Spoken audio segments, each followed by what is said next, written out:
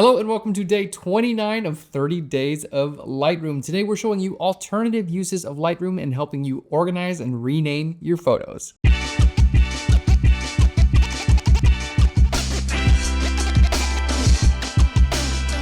Hello and welcome back to the series where we teach you everything you need to know about Lightroom in 30 days. I am so excited for today because we're going to show you some cool alternative uses for Lightroom. Now, I love using Lightroom as a tool to help me find images on my computer and organize and rename them. So even if I don't plan on editing my photos in Lightroom, it's still an amazing tool to help me locate the photos that I want, rename so I can deliver them to my clients and keep everything really organized. Let's go ahead and jump into Lightroom. We're going to start off by showing you how to rename images on your computer. So we have our sample images folder. You can download and follow along with this. Just click on the link right down below. Now I have just a bunch of JPEGs. These are images that were taken from a Greece vacation. So we're going to shift click all of these JPEGs. We're going to click and drag them right into Lightroom here. And then in Lightroom, I'm just going to go right to add. I don't need to move these around. I don't need to do anything else. What I want to do is rename these. I want them to actually have the name of my trip. Maybe I'm going to deliver them to the client. Maybe I just want to put them in a special folder. It's a fantastic tool to be able to batch rename your images. So let's go ahead and click here on import. Now we're just importing all of these images, and as you can see, I'll just double click on this and hit I for information. It just has the standard image and then an image sequence, but these are all pictures from a Greece trip. So I just want to rename these images, and as far as I'm concerned, as far as I've seen, Lightroom is actually the best tool for renaming a batch of images. So let's show you how to do it. We're going to hit Control or Command A to select all of our images. And then you can hit Function F2, or you can go up here to Library and down here to Rename Photos. And you can see the keyboard shortcut is F2. So Rename Photos. Now, this is really cool because we actually have a lot of power here in renaming our images. Now, you can go ahead where it says File Naming. You can choose to be a custom name, a sequence, X of Y, date, and a file name. I love to go here to edit and create my own recipe. Let's go ahead and click on edit, and we have this file name template editor. Now this is so powerful because let's go ahead and just remove everything that's here. Basically anything that you type here will become your file name. So for instance, if I want to type in Greece, there we go. I can type in Greece and then I can type in hyphen, and then I could say, give me a sequence. So I wanted this to be a 4 number sequence. I can just hit insert, and you're going to see it's basically going to be Greece sequence, and then it's going to be these numbers. Okay. So I have all of these controls. Now let's go ahead and rename. Let's go ahead and delete this. Maybe I want to do a date. Maybe I want to put a month date. So February 24th, 2025, that's today's date. Okay. And I'll do a hyphen. And then maybe I want to say, insert some custom text. So let's insert custom text. And then in the next sequence, I'm going to be able to actually put in the custom text. There we go. And then I could put in a sequence there as well. So you can see if I wanted to, I could have the date, I could have custom text, and I could have a number in there. All right. And literally anything that you put here, you can just kind of write in there. I'm going to just delete the text because delete the date because I think it's getting a little bit cumbersome. But let's just choose custom text, and then we're going to put a sequence after that. And of course you have all these things you can put in there. So let's click on done here. And now this custom text, I'm going to just type in Greece. There we go. And now you can see it's going to start with Greece. And then here I have a start number, and I'm just going to say 0001.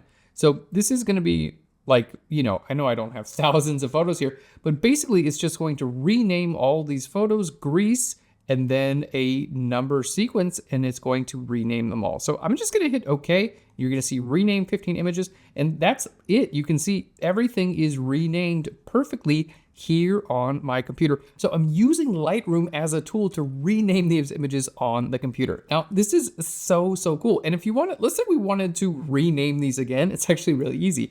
We're just going to go back here into Lightroom Classic. We're going to go to Library. They're still all selected.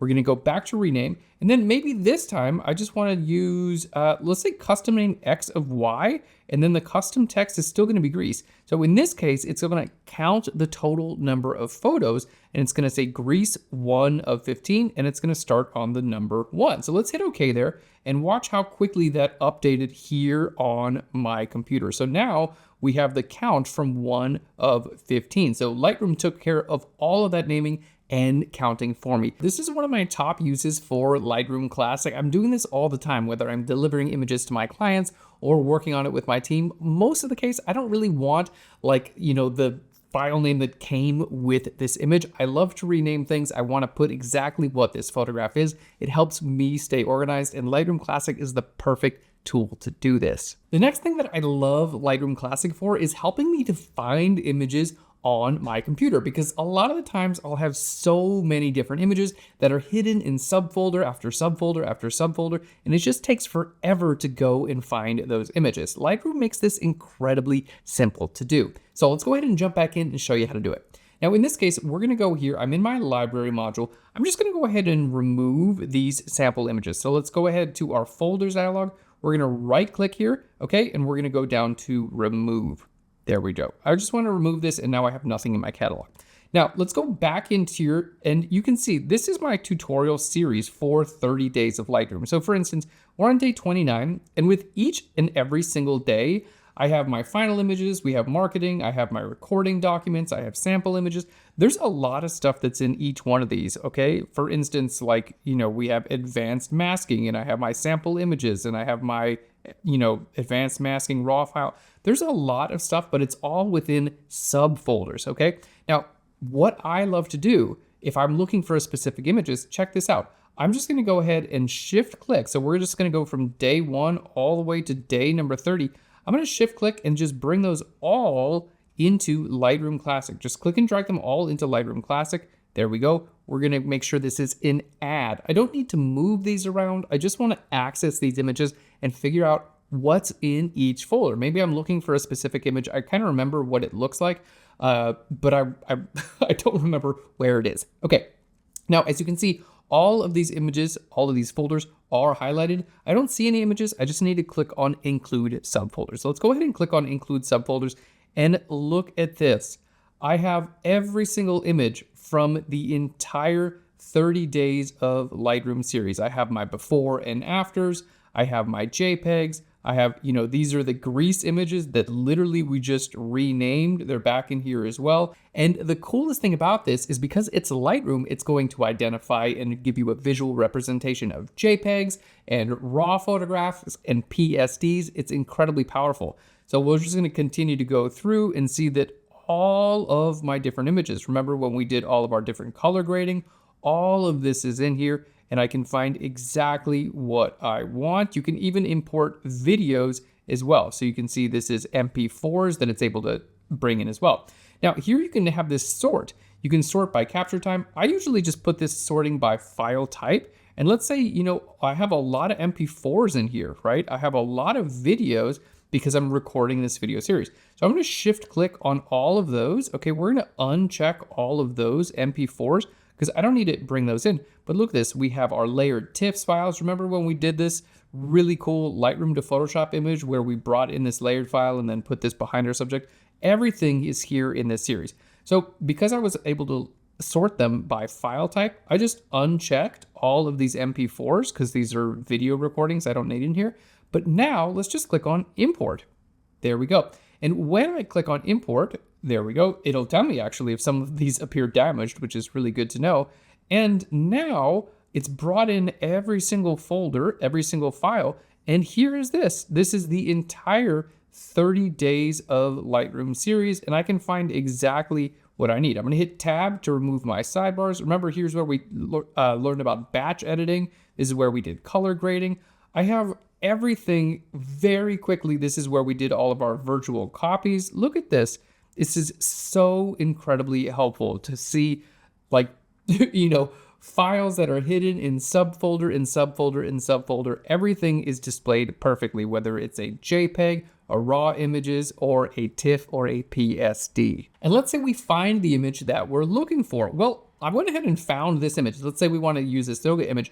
We're going to right click here and I'm just going to say show in Finder. And you know what? It's going to just show me exactly where this image is in my Finder. And that would have taken me a long time to find, because remember, I didn't even remember which day it was. That was day number 26 in the recording folder, in the before and after. And here it is. That would have taken absolutely forever. So we found that image. Now, the cool thing about this, because we're using Lightroom as a tool for us, I'm gonna hit tab here, and then I'm just gonna get rid of this stuff because it's all like, I don't necessarily need all of this information in my Lightroom catalog all the time. So we're just gonna right click and I'm just gonna say remove this from our Lightroom catalog. We found the image we're looking for.